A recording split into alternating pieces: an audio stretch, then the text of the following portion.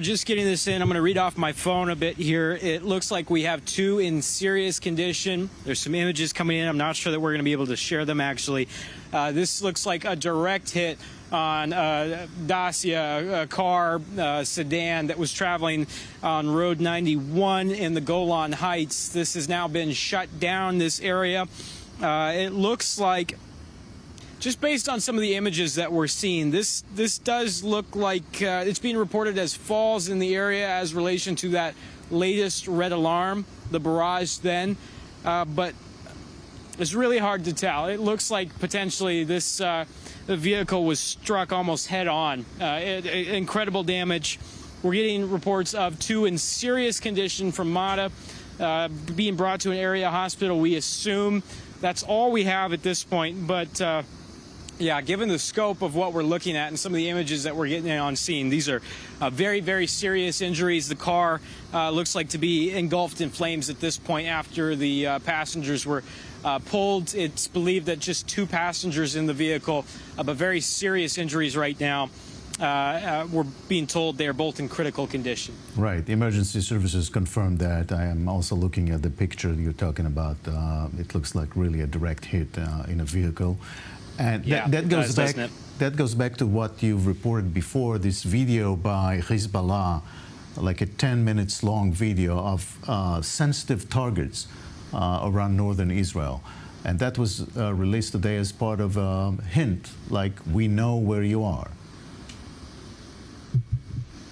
Yeah, exactly. And you know, a lot of this footage, they really play up. So while it's 10 minutes worth of clip that you can sit down and watch yourself, the way they have edited the footage, it's a little bit of movement on screen and then a cut, a freeze frame, and they show off one site or one particular area. There's probably about 5 or 6 sensitive sites that they show in total in the entire clip. And I've always cautioned, especially since the release of that first Haifa video some 3 weeks ago, that the capability of anyone with internet access to be able to see some of these things, if you have a subscription to a public satellite provider like Maxar or Airbus, you can see some of these things with publicly available satellite data. So it's not that, you know, it's a massive secret that some of these things are there. What is a huge concern is if this proves that Hezbollah was capable of flying their drones, their own drones, which some of these, especially the ones they've been flinging at northern Israel for months, the ones packed with explosives, are large and have a rather large radar signature and show up as a big target to intercept. And they're not very fast either. They're at top speed about 100 miles to 130 miles an hour.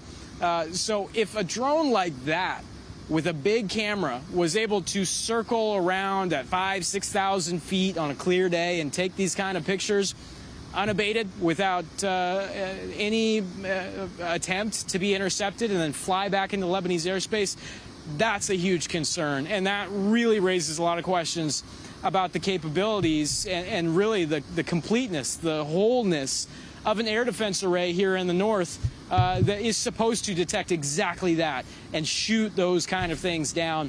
But not only that, to identify what's in the airspace at any given moment. Some of these very sensitive pieces of military equipment are able to pick up birds and sometimes mistake birds as targets as well.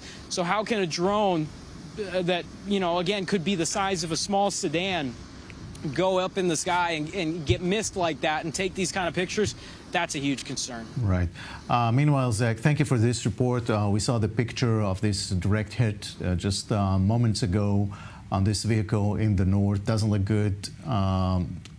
2 seriously wounded passengers confirmed by EMS, and we'll wait for more details later.